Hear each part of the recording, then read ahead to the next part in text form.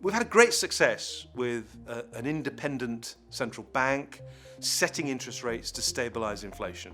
We've got a target that society is happy with. The extent to which we were able to hit that target over that period has meant that the shock of the financial crisis was one that we were able to bear. I've got to tell you that the economy would have been in a much worse state if we hadn't had that monetary policy rule in place.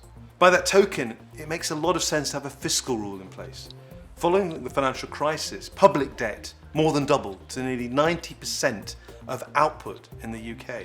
That's a huge number, the biggest increase in peacetime standards that we'd ever seen. The rules that we've had since the invention of the OBR after the financial crisis have been about reaching a particular level of deficit in a cyclically adjusted measure of output in the economy. That means at some point in the future, we think that the budget balance will go to balance, but we don't know when, and we don't really know anything about the state of the economy.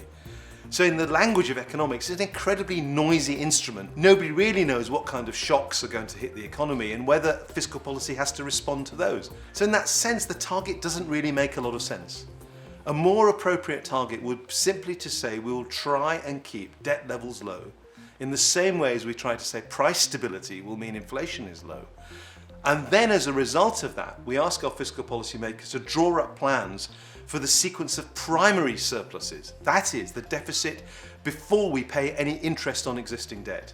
And having plotted that path, they then explain how they're going to meet that path over the next 4 to 5 years. And if circumstances change, they then plot a new path.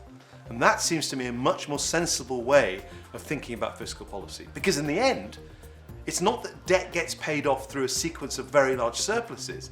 It's just that the economy grows, and therefore the level of debt relative to the economy starts to fall. That's what happened after World War I, and that's what happened after World War II. And eventually, when the economy fully recovers from the effects of the financial crisis, that will happen in this case as well.